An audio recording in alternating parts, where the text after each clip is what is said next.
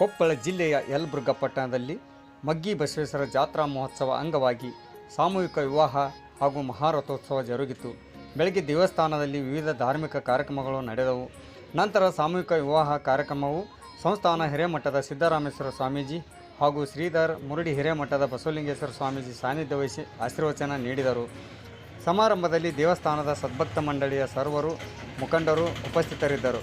ಸಂಜೆ ನಡೆದ ಮಹಾರಥೋತ್ಸವವು ಅಪಾರ ಭಕ್ತ ಸಮೂಹ ಮಧ್ಯೆ ವಿಜೃಂಭಣೆಯಿಂದ ಜರುಗಿತು. ವರದಿ ವಿ.ಎಸ್. ಶಿವಪ್ಪಯ್ಯನಮಠ, ಯಲಬುರ್ಗಾ.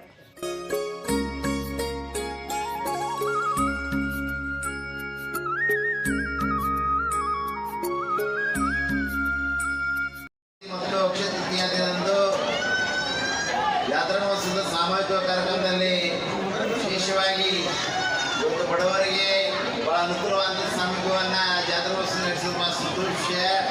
ಯಾಕಂದರೆ ಇವತ್ತು ಎಷ್ಟೋ ಜನ ಬಡವರಿದ್ದರು ಮತ್ತು ಎಲ್ಲ ಅನುಕೂಲ ಇದ್ದರು ಮಾಡ್ಕೊಂಡು ಭಾಳ ತೊಂದರೆ ಇದ್ದವು. ಆದರೆ ಎಲ್ಲ ಸಾಮೂಹಿಕದ ಎಲ್ಲ ಜನರಿಗೆ 3 ಜನರಿಂದ ಅಕ್ಷತೆ ಹಾಕ್ತಾರೆ.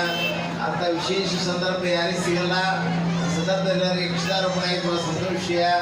ಎಲ್ಲರೂ ಸಮೃದ್ಧಿ ಸದ್ಗುಣದಿಂದ ನಡೆಯಿರಿ ಮತ್ತು ಒಳ್ಳೆ ಎಳೆ ಮಕ್ಕಳು ನಡೆಯುವಂಥ ಕಾರ್ಯಕ್ರಮ ಮಾಡಿ ಎಲ್ಲರಿಗೂ ಒಳ್ಳೆಯದಾಗುತ್ತೆ ಅಂತ ಮದುವೆ ಶಿವ.